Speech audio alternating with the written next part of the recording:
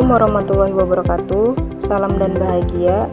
Kami dari kelompok 4 ingin menjelaskan sedikit yang berkaitan dengan kantor pelayanan pajak.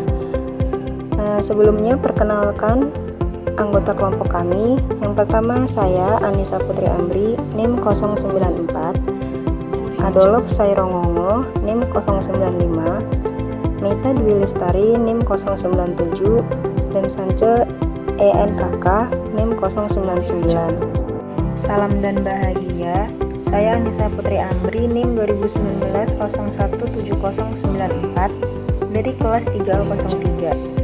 Di sini saya ingin menjelaskan sedikit apa itu kantor pelayanan pajak. Sebelumnya saya minta maaf apabila tidak menampilkan video di KPP dikarenakan tidak diperbolehkan, sehingga hanya foto yang saya tampilkan.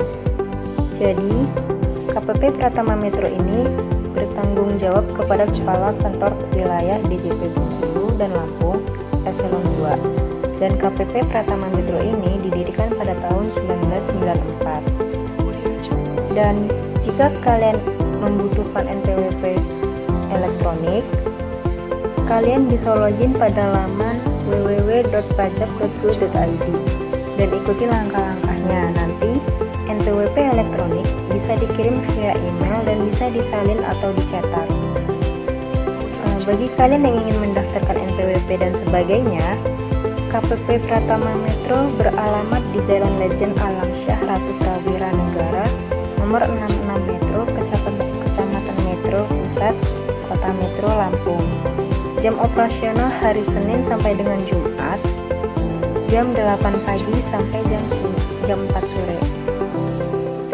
Sekian dari saya, terima kasih. Salam dan bahagia.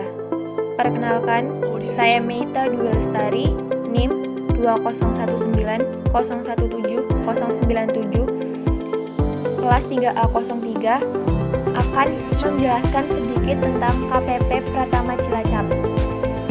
Direktorat Jenderal Pajak atau DJP menutup sementara pelayanannya dilakukan baik di tempat pelayanan terpadu TPT maupun pada kantor pelayanan pajak KPP.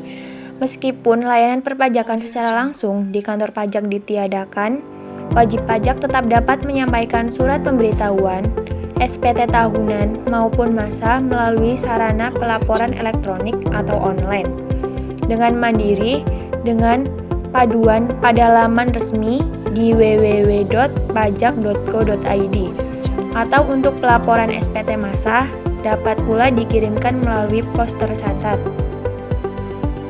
Jika lupa atau terlambat atau tidak lapor pajak, ada sanksi yang akan dikenakan sesuai dengan Undang-Undang, Ketentuan Umum, dan Tata Cara Perpajakan. Sanksi jika tidak lapor pajak karena alasan apapun ini terbagi menjadi dua, yakni sanksi administrasi dan sanksi pidana.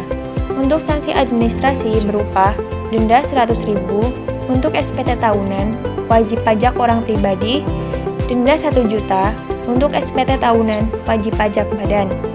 Sedangkan untuk sanksi pidana berupa denda 100% hingga 400% dari pajak terutang dan sanksi pencegahan. Bahkan, sanksi pidana ini bisa berujung pada kurungan penjara. KPP Pratama Cilacap berada di Jalan DI Panjaitan, nomor 32, Kandang Macan, Tegalreja, Kecamatan Cilacap Selatan, Kabupaten Cilacap, Jawa Tengah, dengan kode pos 53212. Nomor telepon 0282 532712. Bukanya dari Senin sampai Jumat dari jam 8 sampai jam 4. Sekian, terima kasih. Perkenalkan, saya Sence Fresianida Kakak, NIM 009. Di sini saya akan menjelaskan fungsi kantor pelayanan pajak pertama. Yang pertama, pengumpulan, pencarian, dan pengolahan data. Pengamatan potensi perpajakan, penyajian informasi perpajakan, pendataan objek dan subjek pajak, serta penilaian objek PBB. Yang kedua, penetapan dan penerbitan produk hukum perpajakan. Yang ketiga, administrasi dokumen dan bekas berkas perpajakan, penerimaan dan pengolahan surat pemberitahuan, serta penerimaan surat lainnya. Yang keempat, penyuluhan perpajakan. Perkenalkan, nama saya Adolf. Secara umum, saya akan menjelaskan tentang cara pelaporan SPT.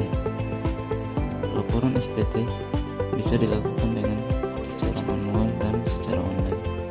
Untuk pelaporan SPT secara manual, wajib pajak bisa langsung datang ke kantor pajak untuk pelaporannya. Namun pada saat ini, karena sedang ada wabah COVID-19, maka Ditjen Pajak menyarankan wajib pajak untuk melaporkan SPT-nya secara online, yaitu dengan menggunakan e-filing. Untuk penggunaan e-filing sendiri, wajib pajak harus mengunjungi website Ditjen Pajak yang alamat webnya djponline.pajak.go.id dan memilih kolom e-filing yang ada. Kemudian tahap selanjutnya, wajib pajak harus mengisi formulir SPT yang telah disiapkan dan mengisi sesuai dengan panduan yang ada. Setelah mengisi formulir, maka wajib pajak harus mengambil dan mengisi kode verifikasi data pengisian SPT tahunan PPh. Jika sudah melalui tahap ini, maka wajib pajak tinggal mengirim laporan tersebut dan kemudian akan mendapatkan bukti penerimaan laporan SPT elektronik yang dikirimkan ke email webnya.